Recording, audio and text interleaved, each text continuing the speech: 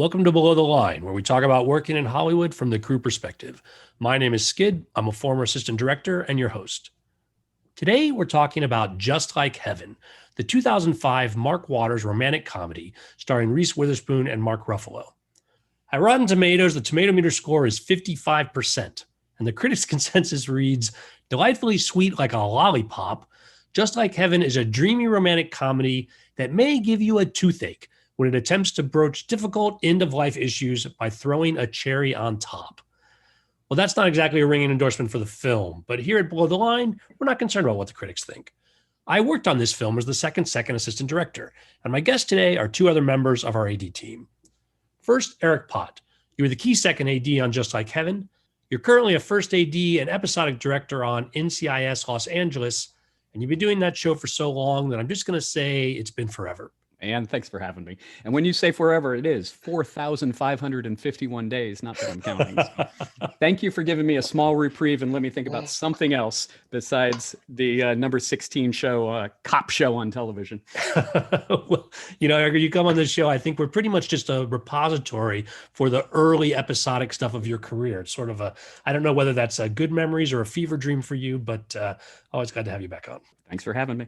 Also returning to the show today is Taylor Phillips. Taylor, you are a production assistant on Just Like Heaven, and if my memory serves, you left us about halfway through the show to go take an AD gig. We'll talk more about that later, whether you want to or not, but it's not a spoiler to say that you've been working full-time as a television first AD since at least 2014. Nice to see you again. Great to be back, and you're welcome for leaving you. Yes, we're going to revisit that incident, but first, listeners, this is your spoiler warning for Just Like Heaven. Let's start by talking about the early stages of this film coming together. Eric, you had a history working with our first, Benjamin Rosenberg, before this movie. Talk a little bit about where you guys were when Mark Waters came to you guys. What's sort of the history about how this thing got started? No, that's exactly right. Benjamin Rosenberg and I had it was a career at that point. I think I'd done 5 shows in a row with Benji, and he had actually... It's kind of the reason I'm in Los Angeles. It's kind of the reason I'm doing any of this right now is that Benji had called me out to do a show, which was a Mark Waters show. It's Freaky Friday. So I moved to Los Angeles with that show in hand, did that show with Mark, did another 2 shows with Benji. And then Mark came around getting this show together. And Mark Waters at this point, he was having a great run of it because he had done Freaky Friday, which did really well for Disney, went up, did Mean Girls immediately thereafter, which they did in Canada. So I couldn't do that one. And then we had this one. So this was kind of my Benjamin Mark Waters period.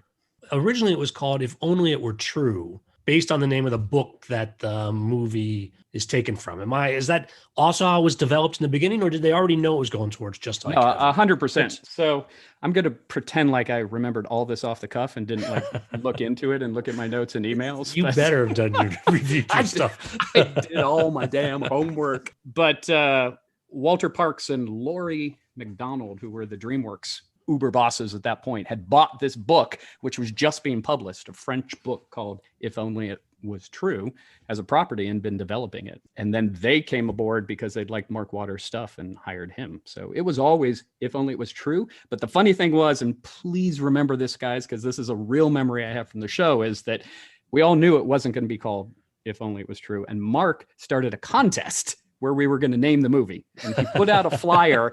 Remember, through the fall, it was posted everywhere. It's come up with a name for the movie. And it was a case of beer or something was the prize, or a Starbucks gift card or something. And so all through the fall. And then when we came back in January after Christmas, I think somewhere around the first week, you'll see all the paperwork, everything changes over, and it's Just Like Heaven. And then in a minute, you're going to ask me who won the contest. But before we answer that, do you guys remember this? Just lie if you don't. I absolutely do. Did you submit something? Because I remember over Christmas talking to my family, when we were off in Michigan, Chicago, and I'm like, hey, we can name this movie. And we had lots of ideas and we turned them all in. Anybody do that? I'm still not saying who won the contest. I do not remember that. And so Taylor, one of us will always lie and one of us will always tell the truth. And then the audience can figure out which is which. I don't remember that specifically about the contest, but I don't know. Maybe I was just busier than you, Eric, as far as actually doing the movie at that time. Taylor, you turned in a couple hundred names, right? What'd you turn in? I'm sure whatever I turned in was not serious in any way, shape, or form. That's not why you left the show, right? You weren't just so frustrated over that? That I lost. Yeah. Totally the reason.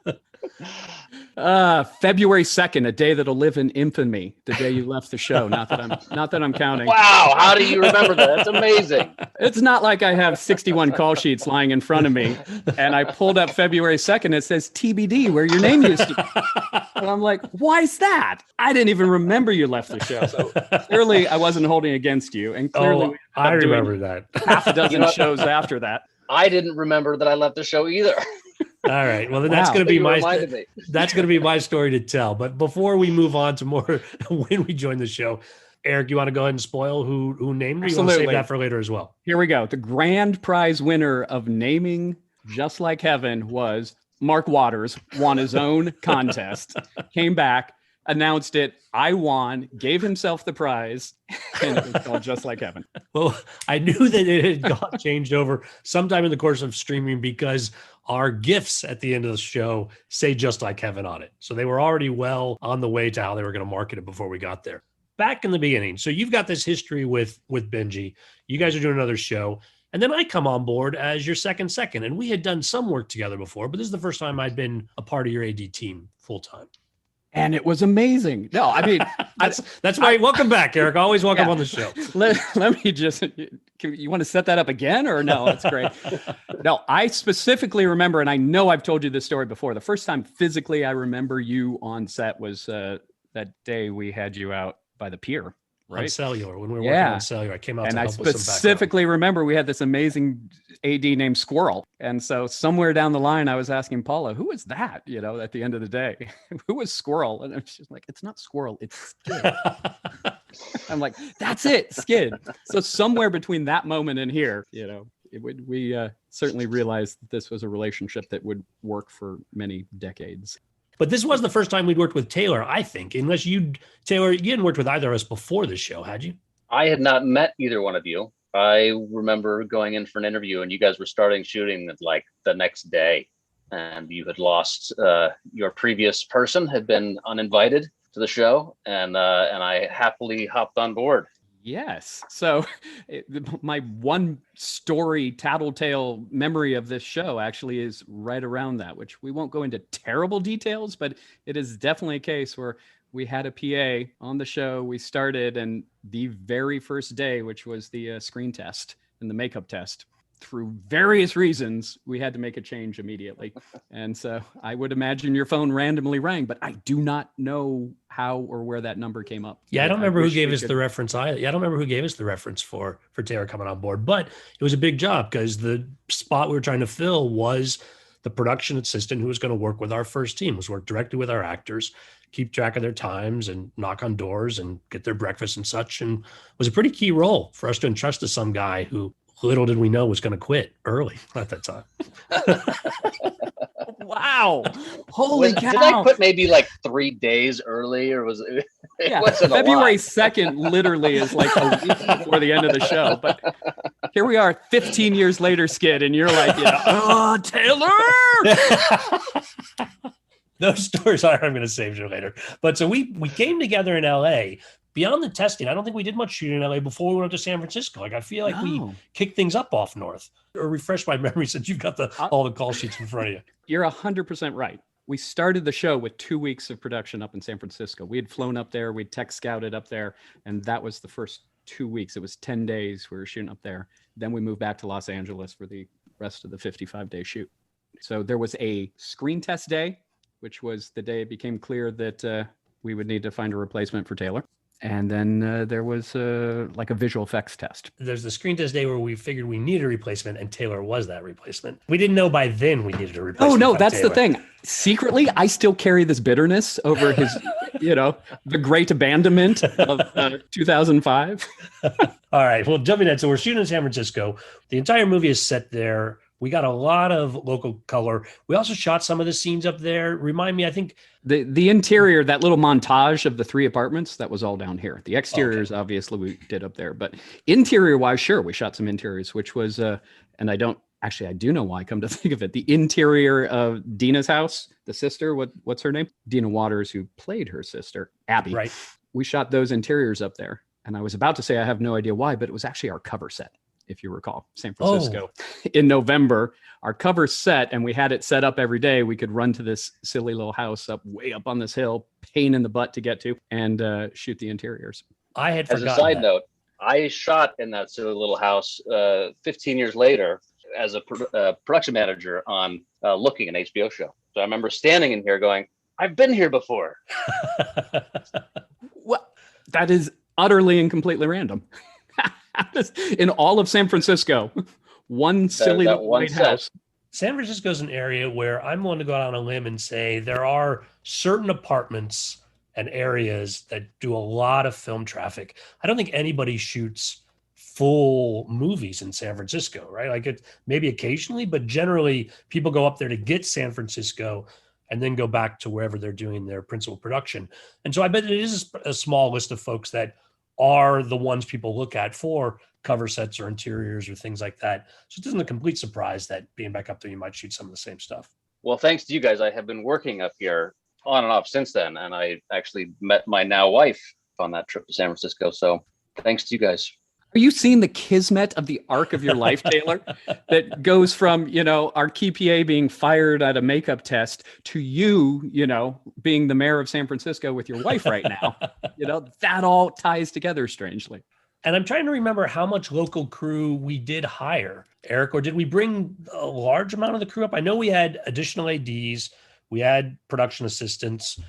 Some of them got to know our team very closely, obviously. But what about the other departments and such? Were we local or did we travel up the entire crew? We traveled a lot. We had our local additional second up there, whose name is escaping me. I'm sorry. Hired Was that 2, Hakeem, 3 right? PAs. Yeah, Wasn't that- Hakeem. Exactly. Excellent memory. Excellent. Although I'm sure you looked it up, but excellent.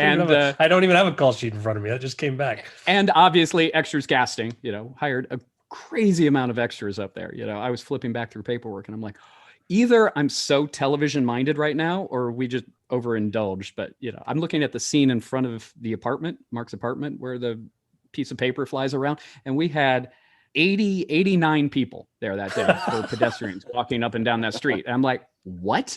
In my TV mind, I'm like, should it be 5 or 10? And to see 89 there, I'm like, you've got to be kidding. But then you go back and look at it. It's like the train that comes up and goes by. There's like 40 people hanging on that train. I'm like, all right, if that sells the scene, so be it.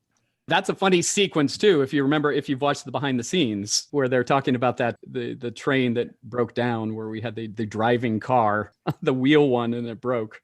Anybody remember that day? We had one that we were going to be able to fully control and it wasn't working for us. And so we had to time it off of actual cars coming up. Yeah, but I remember that story. But then when I watched the movie last week, you'll notice in the opening montage, it's the fake one that goes by. And you can actually see its tires at the bottom of the screen as it goes by.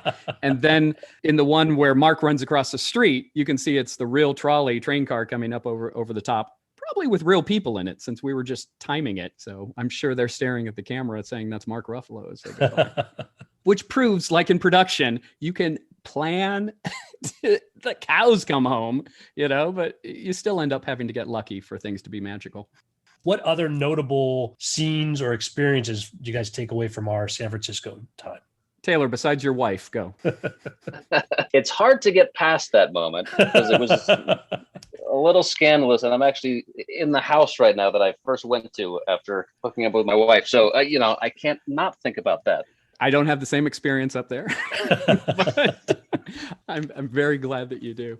Yeah, actually, of that sequence, there's a couple things, certainly I remember the very first scene we shot up there, which is above that park over on the hill, which is on the iconic strip with the San Francisco row houses right there. Starting day one, we had a 4:30 call that day, something ridiculous. And standing up there with the fog coming over the tower. And I'm like, oh, this is like filmmaking. This is great, And of course, we had 90 freaking background in that little park, which means I'm sure between the three of us, we were setting background 1.5 miles away from camera because somebody asked for it. Also, somewhere in that sequence, there's a Mark Waters cameo with him holding baby Zoe, who just graduated from high school like 2 years ago, walks her through the shot.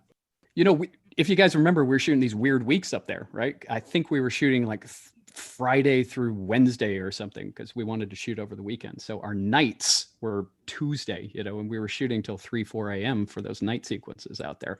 But one of my 3 stories that I remember from the show was we were shooting outside that bar. Remember the one where she possesses him, they go inside, but there's that exterior.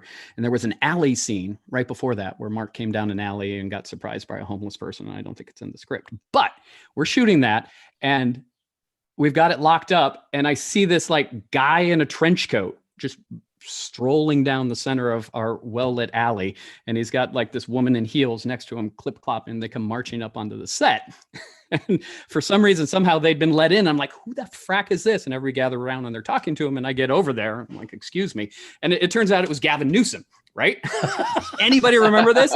Who had just been elected mayor. And, if you think about Gavin and just his life and his trajectory is like, I'm just going to go wherever I can get the most bang for the buck. And somehow he decided as mayor of San Francisco, I'm going to go down and hang out and meet these celebs. And I'm going to bring my wife and we're going to, he's so slicked back and in the full trench coat, 31 when he got elected the mayor of San Francisco. He had just been, that was 2004, right? So like that fall. So he was a brand new mayor of San Francisco marching on our set. And this is a 2-part story. First of all, does anybody remember him showing up on set? I do not remember him showing up on set. Thank God, that's just mine, man. I own that story. But let's talk. And I had to go back and look, who was that woman? I'm like, what happened to his wife? His wife was Kimberly Guilfoyle. At that, yeah. And you start seeing what happened to her. She's Trump Jr.'s girlfriend years later and hanging out at the White House. And I'm like, I know that woman too. So, boy, yeah. That's my brush with fame. I think you sit there and say, oh, I've met Tommy Lee Jones or, Julia Roberts. But now it's like Gavin Newsom and his soon to be ex-wife, Kimberly. Let me just say. The only other thing I remember is not ever breaking for lunch in San Francisco. We went 2 weeks because the sun was going down at 4:30 that we just never broke for lunch. It was wild. To your point, Taylor, we were light dependent with these iconic San Francisco exteriors the entire time until, of course, that cover set, which, Eric, I think we didn't shoot till the very end. I think we didn't ever actually go to cover over the course of shooting. We carried it through the first week. So it was our last 2 days on the first week, because in the second week we had gone into nights. And if you look at those sequences, they're wet down and they're raining anyway. So we weren't scared of a little bit of moisture in those sequences. So thinking back to the rooftop, I remember that we were going to film at a garage, but that the parking garage location wanted final cut of the film. And that's why we ended up building that location on stage, because we couldn't find a location that would work. So we ended up making that giant green screen on the LA Center Studios. That was not a last minute decision to do a big on-stage green screen.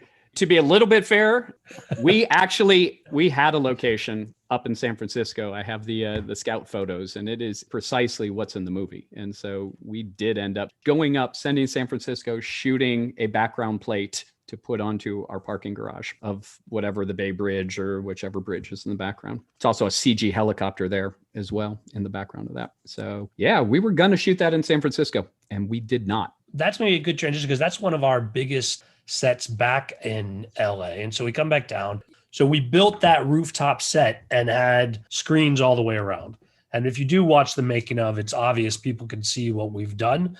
But I don't think it's that obvious in the movie that we're doing that. No, I mean, I'm certainly watching for it. So, 2004 visual effects are not quite up to slough here. So, I mean, to my eye, it certainly looks like a blue screen, but just the scope of that set, is still really impressive for a silly little, romantic comedy. Both of those, the apartment set was huge as well, but that rooftop set was all of stage 2, which is not a small stage. That's LA Center Studios. And, walking in and seeing a 360-degree blue cyc all the way around that rooftop. And, in the movie, when they're doing those sweeping shots around and you get, the entire scope of San Francisco down there, it's pretty impressive. As you also mentioned, Eric, our other major set was the interior apartment itself, which was built to scale, right? Like we had all of those rooms that were all connected, and from the kitchen to the dining area to the living room to that little alcove, had the windows, a couple of scenes take place there. That was a huge set where we did most of our work, if I remember correctly. You are 100% right as owner of the podcast. 100% right. You got that. And, there was no cheat there. As you said, it was a legit straight line.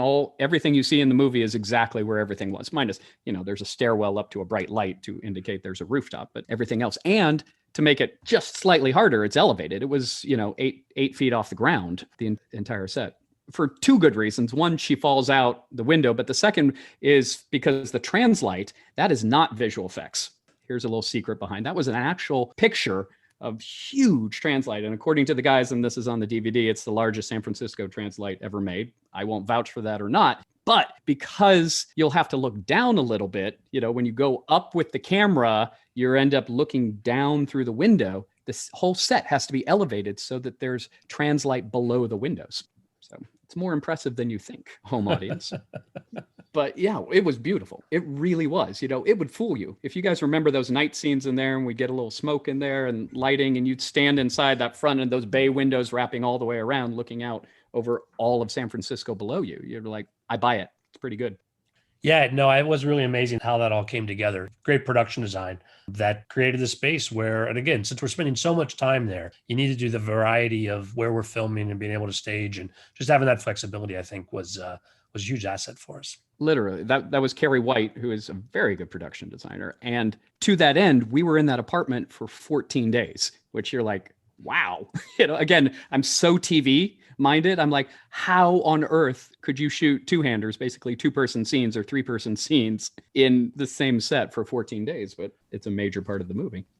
I feel like we were in that apartment so the way we were structured is I was largely working on call sheets and contacting actors and coordinating the next day. And I remember going in and off that set, as you said, elevated as it was, for you to look at something that feels like almost the entire movie to me, like more there than anywhere else. Well, I think we've just let the audience into a little like behind the scenes of how much fun you might or might not have been having on the show. If that seemed interminable to you. All right, here's my little plug, since we're right here in the middle of it, for you, strangely enough, because I came across an email where I realized that this was actually the first time in my career where I had let somebody else do the call sheet. As the key second, I should be doing the call sheet. And I'm finding all these emails where I'm just giving you notes on the call sheet and then a little thank you later on. And it's interesting because, as you said, we didn't have a huge amount of history at that point, but I think we came along so fast that I was that comfortable that quickly, allowing, as a second, you want to own that call sheet. It's like your domain, and that I was letting that go, not out of laziness, God willing, but out of... That won't come till later when you're actually a first. At this point, you're still a second. But yeah, you were doing the call sheet. I'm not scared to admit it. Well, we'll balance that story by me telling the one that actually comes up the most when I'm thinking about Just Like Heaven. And that's when I was also giving call times to the actors, and John Heder, oh God, a major role. I think he'd done a couple of things since Napoleon Dynamite, but they were trying to capture some of that energy, not quite as wacky. He's a great guy, but I called and gave him a call time, and we're getting ready to shoot, and he's not here. And it's one of those early morning calls. We're shooting in the apartment, and I call up John and I say, John, where are you? And he says, oh, you meant 6 a.m.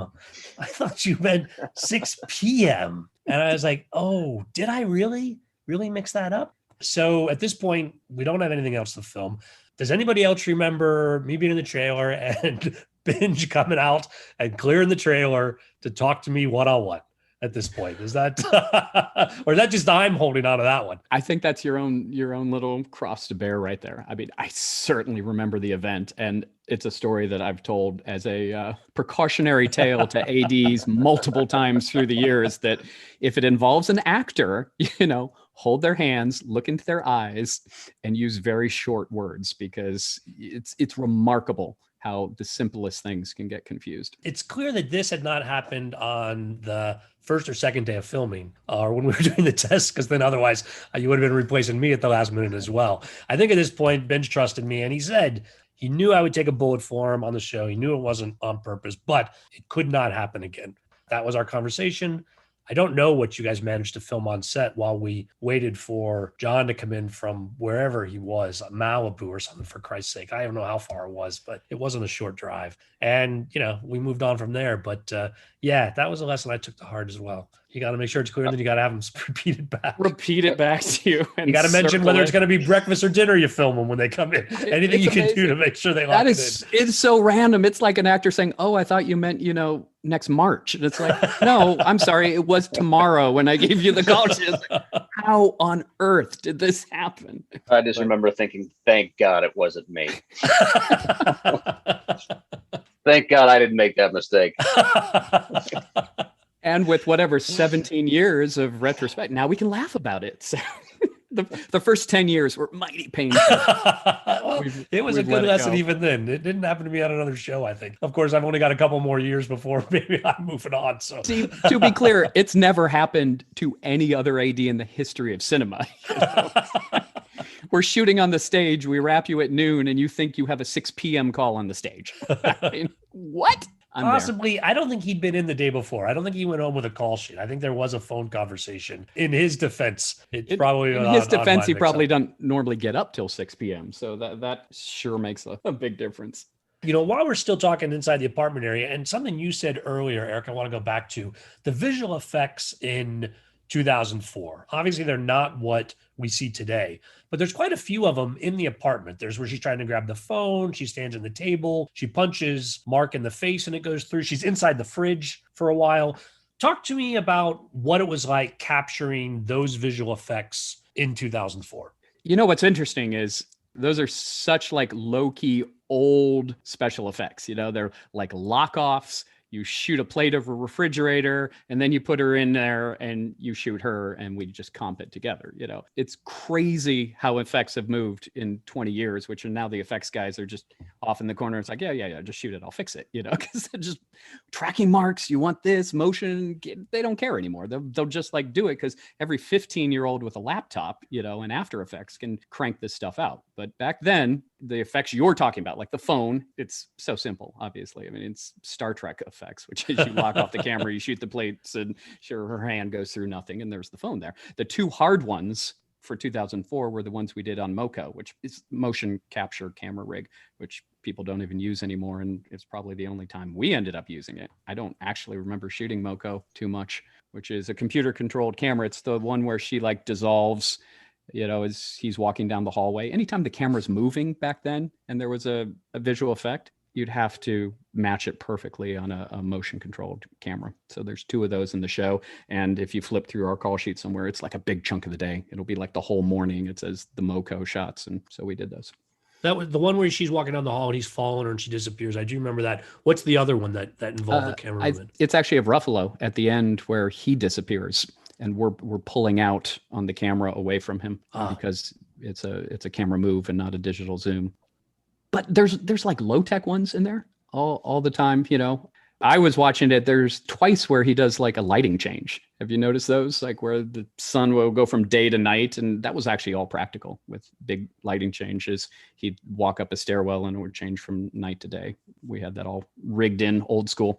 And then, if you guys don't have anything else, do you actually remember the big problem on the show from a non-visual effects standpoint was we're like adamant that she could interact with the environment, which was when we got into it, started being a pain in the ass, which is sitting on the couch, lying in the bed, getting in and out of a car, was the same problem. Do you remember that scene where she got out of the truck outside the apartment where they walk up to that guy's house, right?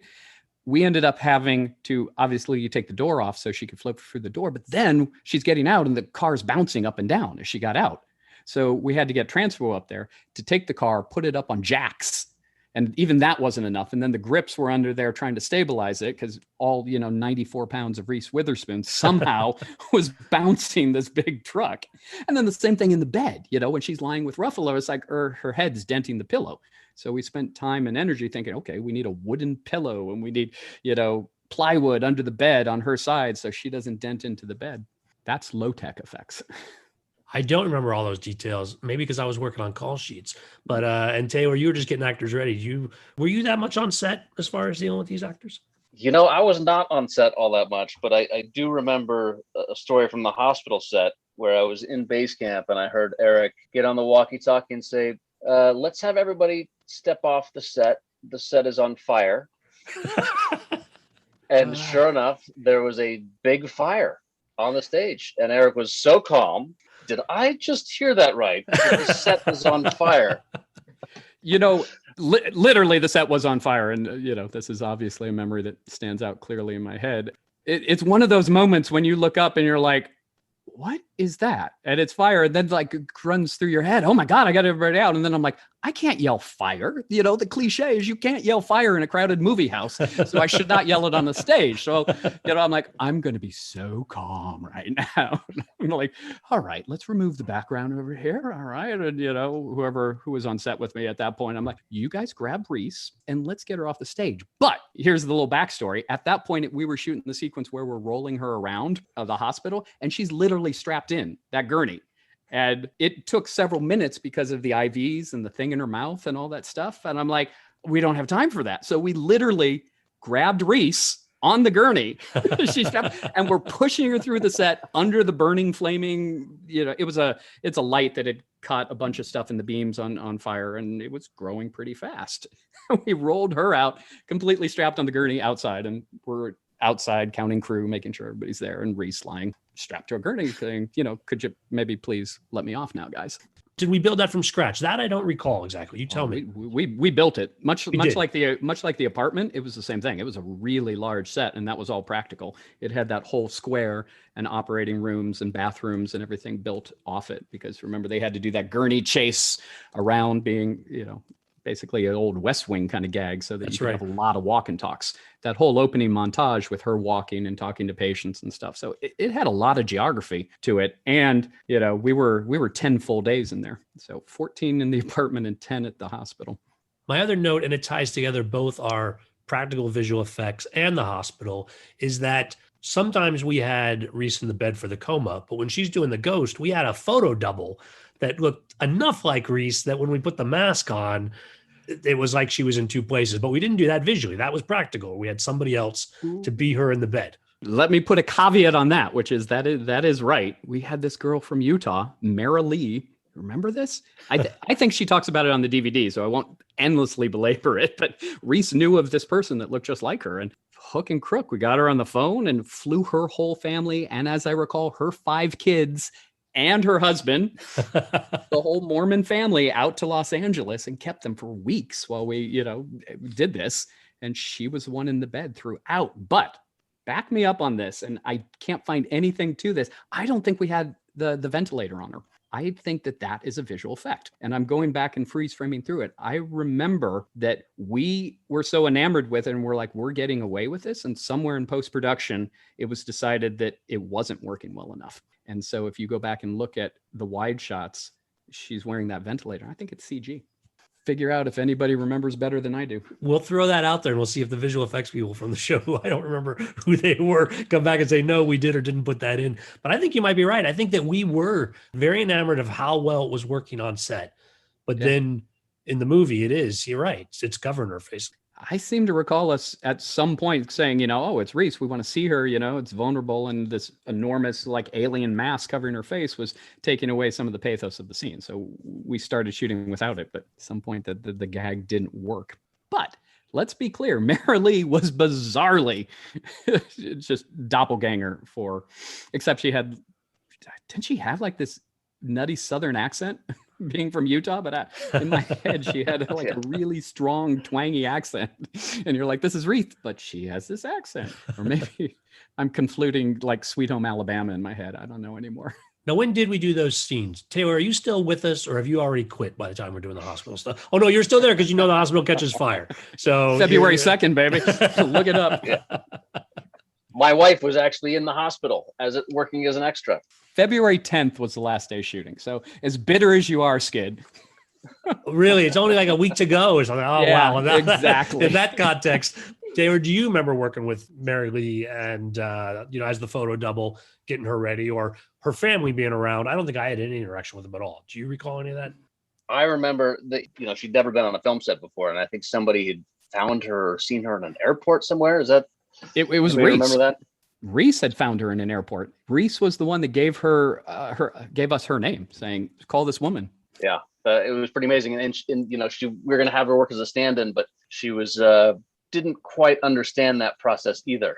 So I think we ended up bringing in a separate stand-in to work. Absolutely. So she was, and I think we only ended up using her, a couple of times. I remember we would bring her in and get her ready, and then she would sit around. She was there when we needed her, and that's Such is the life of a double. Ask any stunt double in the industry. It's like, or anybody for that matter. It's like you're paid to wait. It's crazy. Anybody would be in a movie for free, but nobody waits around doing nothing for free. So you're paid for the waiting. Yeah. The most exciting part of my day was usually when Ruffalo would show up with his driver, Lenny. Do you guys remember Lenny? Yeah. Lenny was maybe in his early 80s. He had these bushy eyebrows, and even though he was supposed to be driving Mark, 9 times out of 10 Mark would be driving him. A study to work program there for Lenny. And he would show up and smoke cigarettes and drink coffee all day and tell stories. And oftentimes he would be in the craft service line, and he had this joke where he would drop his pants. And as he was at the craft service table, and you couldn't get away with that today, but back then everybody thought it was hilarious. It's so funny that we're saying that's a joke, but it's a felony. So it's a fine line. I like today. Oh, today we're talking. Yeah, that was 2004, 2005. Kind of crazy. Not exactly the dark ages, but far enough that I have almost no memories of the show. I don't remember the specifics on that, but they had some kind of history. He had worked on something, or Mark had a friendship with Lenny, and that Lenny was his body man, for better or worse. Yeah. No, and Lenny had a very interesting past. I think he had written songs with Nina Simone, and anytime you sat down with him, he gave you Hollywood stories that went back 50, 60 years.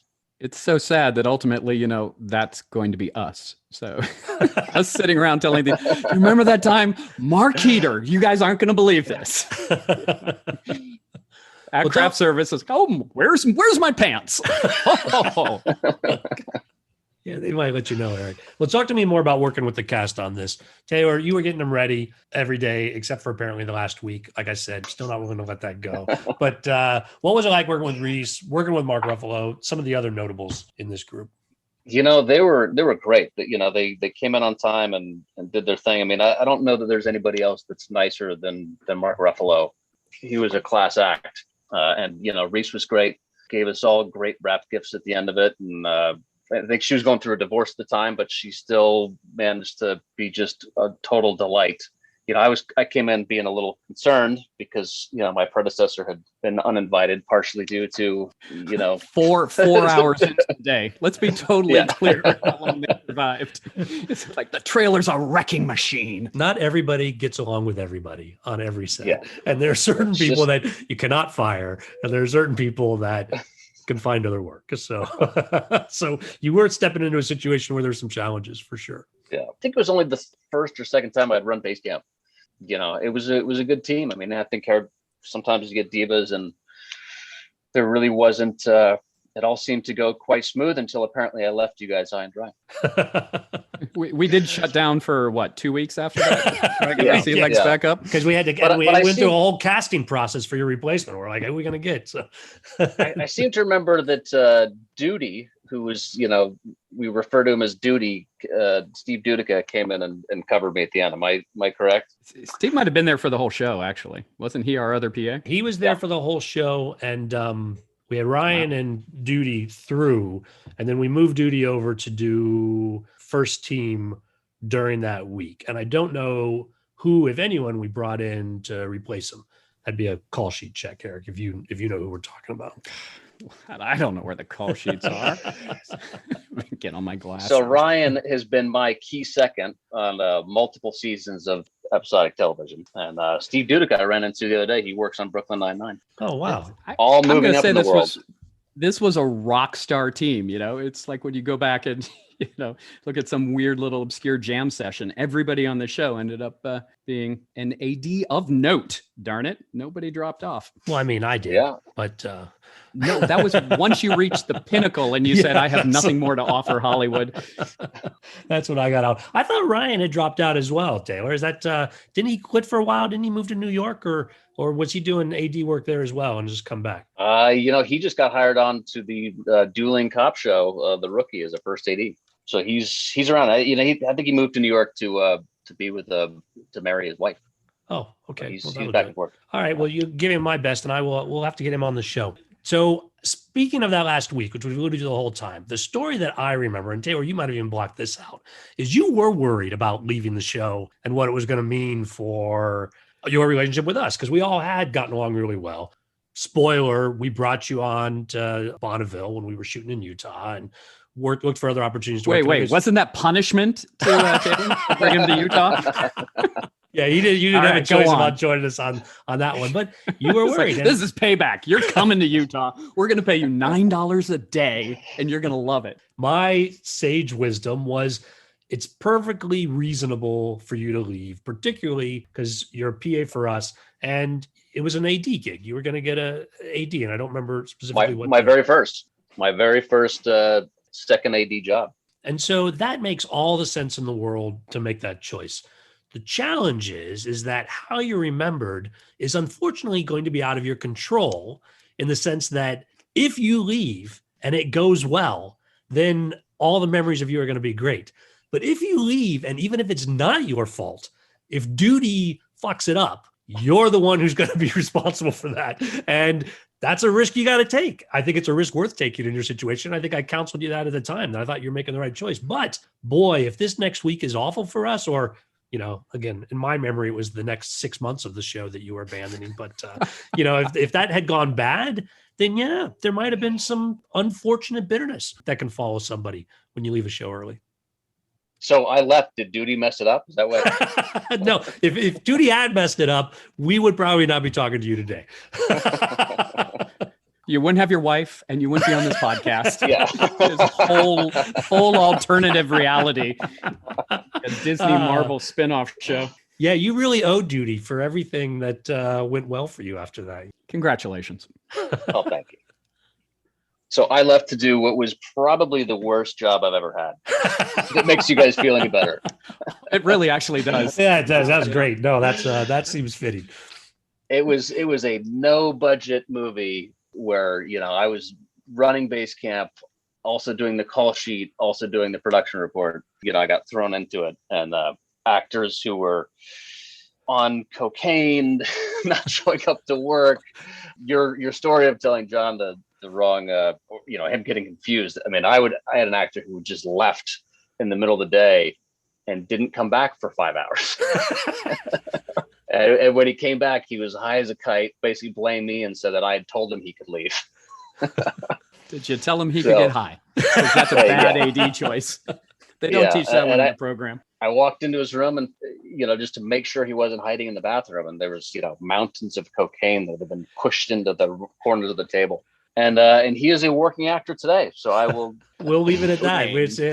The unspoken rule of this podcast is no cease and desist letters. So yeah, let's just we'll keep it at that. So it was a good education for me, but I would have rather stuck it out with you guys for another week.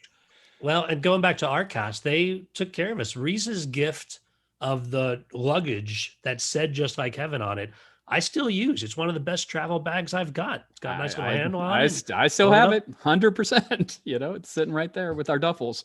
I don't remember they were good folks. I mean, this is actually why approaching this podcast, I'm like, okay, here we go. And I'm like, I don't got a lot of stories.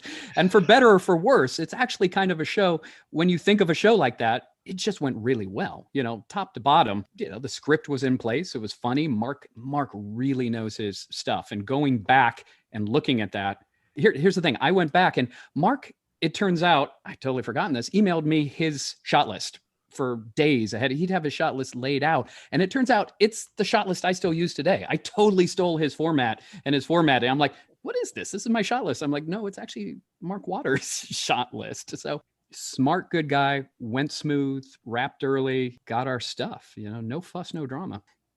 And let's push back. I know we say we don't talk about the show. I think 55, that's not fair. I went back and watched this movie, and there's nothing really wrong with this movie. It is a perfectly sweet little film. My kids come in, my 21-year-old daughter, she's like, oh, I love this movie. I've seen it like 20 times. And I'm like, did you know I worked on it? No, but I've seen it 20 times. And she's like, everybody I know watches this movie. I'm like, really? Okay. So, I did Best Friend's Wedding, and I did this. And in my mind, even though Best Friend's Wedding seems to have endless legs and people talk about it till the end of time, I think this is a cuter film. So there it is. From my point of view, it was a great movie. It went fantastic, but it just goes to show you that, Reese and Mark on screen, I felt like they had zero chemistry. They're both amazing people. They weren't in the same room, so that makes sense.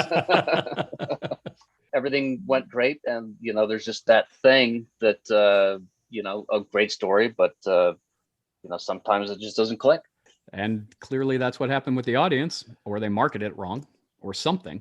But let's give Mark individually his due, which is there's that scene up on the rooftop where he's talking about when his wife died. It's a powerful little dramatic moment. I've seen Mark in a lot of shows, and it might be as good a work as he ever did. In this silly little, fluffy little romance, it caught me a little.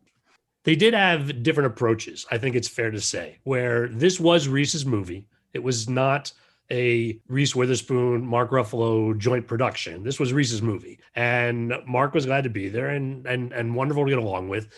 I think anecdotally, you can look at their gifts. We got those wrap gifts from Reese. I don't remember what she did at Christmas, but I think we also got Christmas gifts from Reese that were similarly thought through. I don't remember what it was. I don't know if either of you recall what she did for the crew at Christmas. She got me a new car, didn't she? You guys didn't get that?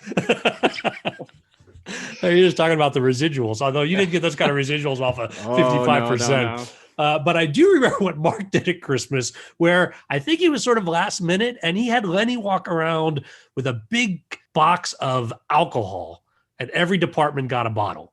And it was just sort of like, hey, are you guys rum guys or vodka guys? And it was just sort of, it went all the way around. And it was like, I think you picked those up on the way into work today, didn't you? Like this was the approach. He was great to work with, always a pleasure, as you said, on set. But their interactions with the entire movie, I think, were coming from different places. And let's talk about, how Mark was approaching it. Mark Waters, he saw it as like this, throwback comedy, this 40s kind of, His Girl Friday kind of thing, which had a very light sensibility to it, which in retrospect, and it's not his fault, you all remember that the Terry Schiavo thing came down like right in the middle of this. And people started saying, oh, this movie is a response to Terry Schiavo. I did not remember that. The business, the coma in Florida, right.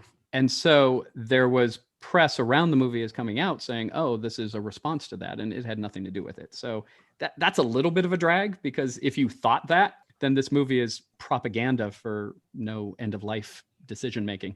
Well, it's important to note on Rotten Tomatoes as well, which I think most of our listeners are familiar. The 55% is the percentage of reviewers that gave it a positive review. It doesn't really speak to the quality of the film, and a film that comes out in those circumstances, as you point out, Eric, there's some controversy around, what the message is trying to be.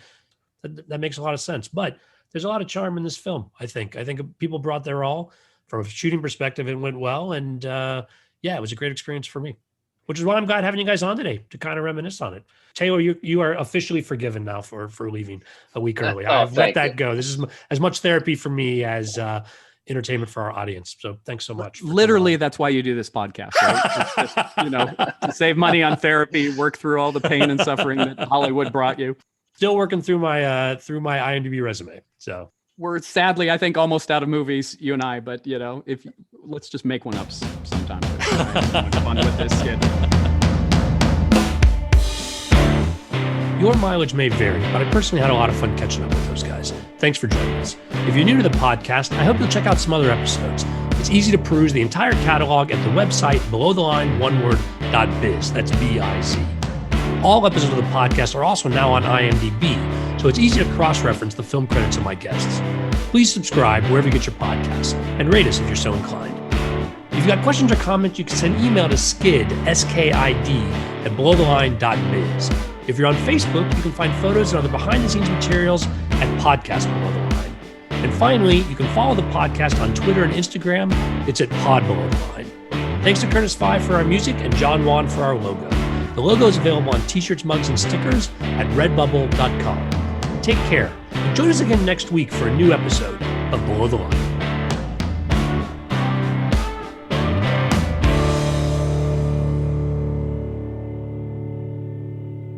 Taylor, any reason to see your smiling face? Well, I'm back on SEAL team, so I'm sure we'll be crossing paths on, at locations this coming season on the CBS dial. Yep. Strangely, we are doing 3 episodes for CBS, and then we are transferring to Paramount Plus. How's that for odd? Can you use more profanity once you're over on Paramount Plus, or is that basically just network, but more complicated to access? We'll see. We'll see. I don't think anybody really knows yet. I think it'll give us a bit more flexibility to, drop some F-bombs or, show some butt crack. But, just what America's demanding. It's the measure of adult television. We had an episode where, we shot 25 people, like in the head, but we wanted to show a little butt crack, plumber's crack. One of our actors, as he was drunk getting in bed, and CBS said, "Oh, that's too far."